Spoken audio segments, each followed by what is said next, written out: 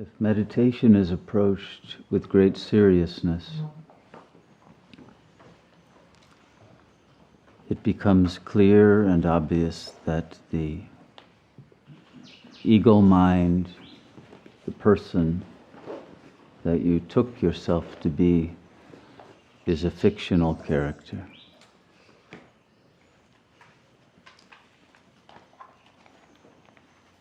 And the more you recognize its unreality and its nature as a software program in which its desires, its urges, its fears, its confusions are built into it, inherent to it,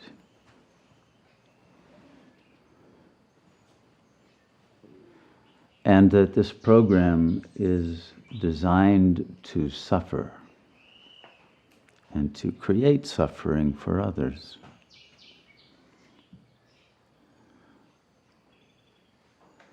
You will also begin to notice that the suffering within the ego is increasing day by day.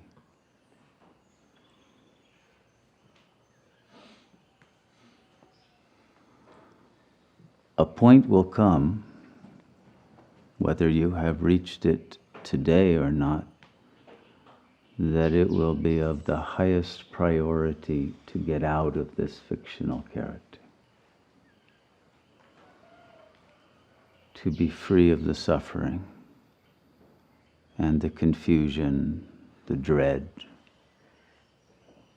the anguish.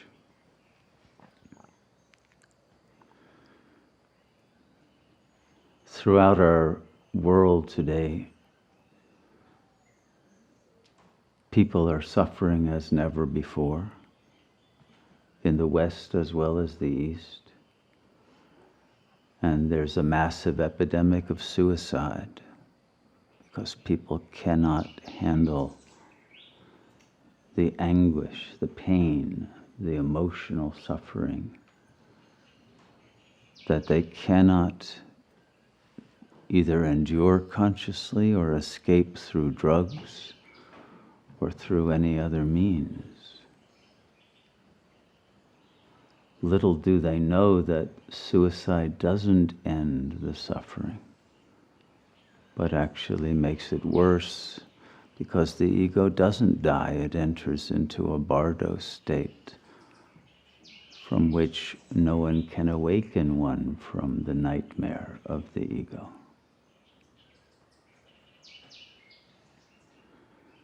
And that moment that one realizes that the fate of the ego leads everyone to a point where they feel like they have to die to get out of it.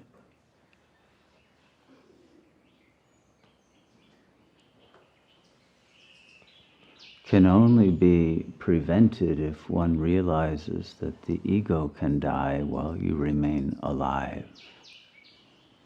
Because the ego is not real and is not alive.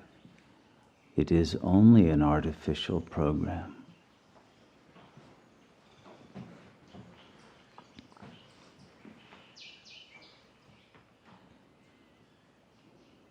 But when the anguish reaches too high a level, it's very difficult to get out of the ego. It's very difficult to sit and meditate if one is in too much emotional pain. We see that even here in this group, that there are times when people get up because they can't tolerate their pain and have to try to get away from themselves. And they create symptoms of suffering in the body in order to get it out of the mind, or symptoms of suffering in karma in order to get it even further away, but it always boomerangs back. Because it is always a message that one must realize the truth of who one is.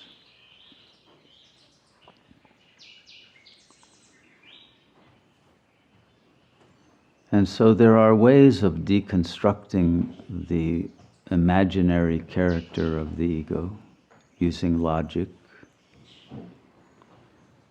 using psychological understanding, using dialectical reasoning. But none of that will ultimately take one further than a theoretical understanding of the ego's unreality. There must be a transcendence of thought. There must be an ability to silence the mind completely.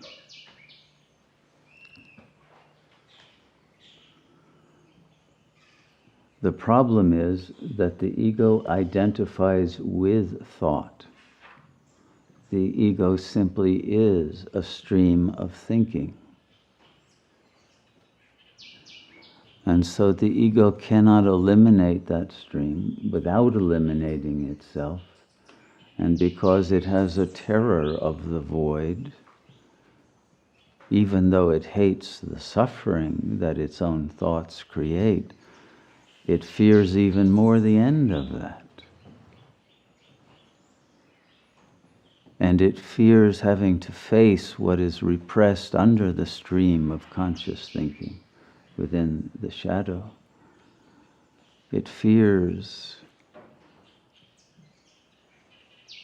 recognizing how much harm it has done to itself and others, and how much time it has wasted, and how much love it has failed to give.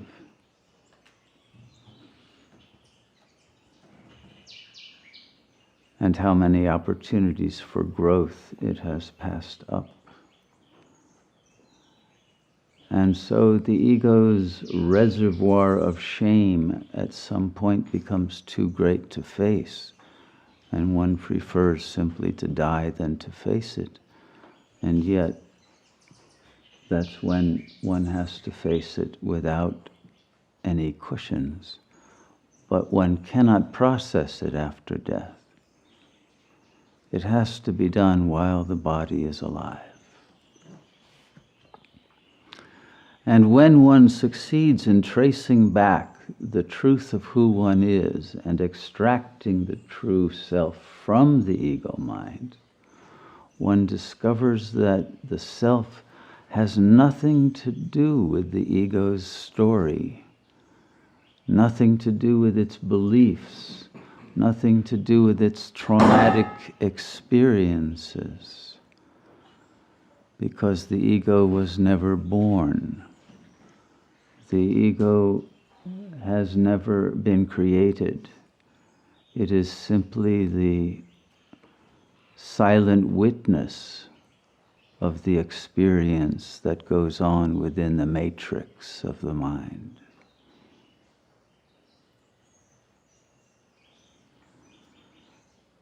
And the real self has never suffered and never will.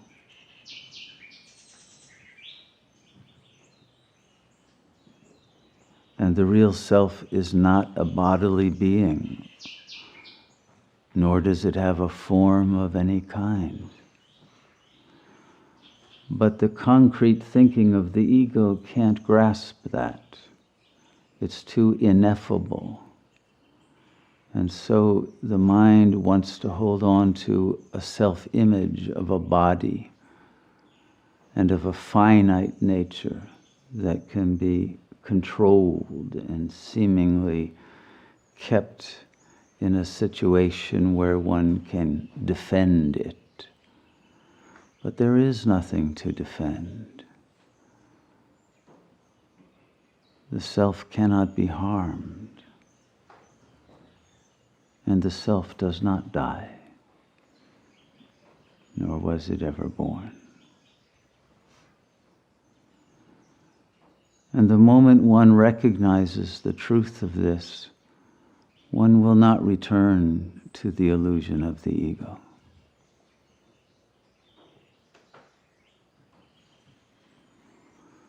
And once one recognizes that we are in a dream, or a motion picture, if you wish, a holographic, technologically advanced simulation, as many scientists are now actually coming to believe and theorize. Just as in a dream or a movie where you see millions of people die, you don't cry over it because you know it's just a fictional story. When you see that this dream of a world is not real and that no one actually dies or suffers, only the illusory character, and that at the moment of death, at least they are free from that character's physical suffering.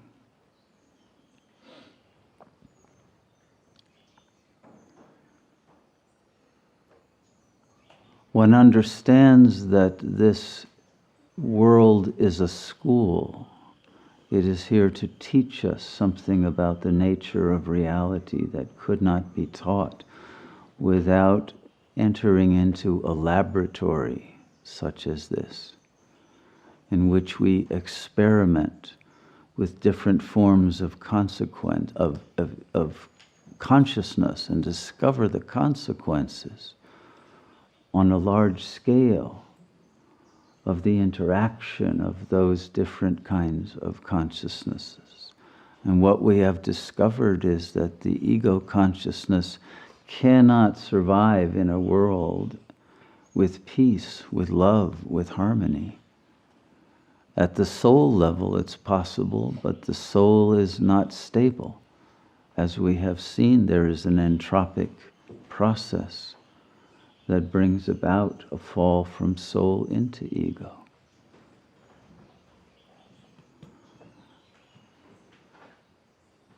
Because even soul is a fictional vehicle of a wider scope that carries the consciousness from one fictional character to another in an episodic narrative of epic proportions, so that the soul can enjoy every possible way of living and environment and situation and lifestyle.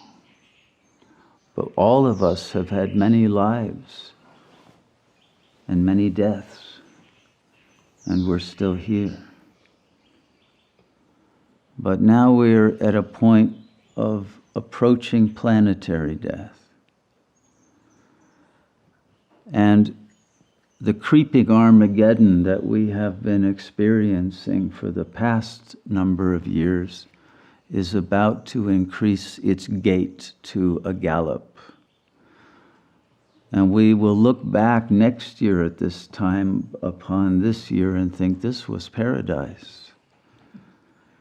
Because the scale of the catastrophic events that are about to unfold will be so massive in nature. The earthquakes that will change the shape of continents, and the sea rise that will eliminate many islands and parts of the world at sea level, and the various other events of war and plague and destruction of every kind.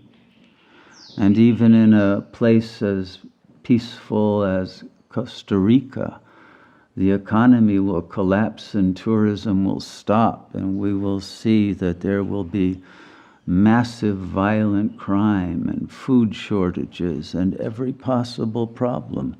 The world is becoming a Mad Max situation. How are you going to respond to that? There will be no government to keep order. There will be chaos. And the governments will create even more chaos and oppression and deal with the situation in ways that create more harm. But the health institutions will break down. There won't be hospitals, no matter how good your insurance policy is.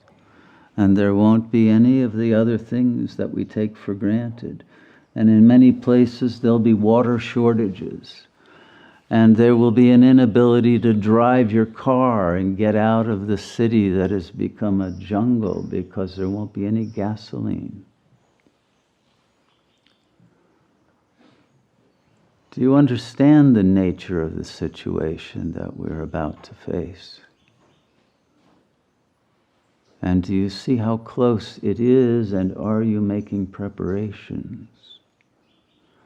And not just physical preparations like so many are doing as survivalists, because it isn't about that. It's about understanding why this karma has happened and transcending it so that one is able to offer blessings in this collapsing world, and to help guide those souls who are leaving the body to be able to return to the supernal light. But only if one is in that light and one has already been saved from the illusion and the suffering oneself can one offer any help to anyone else.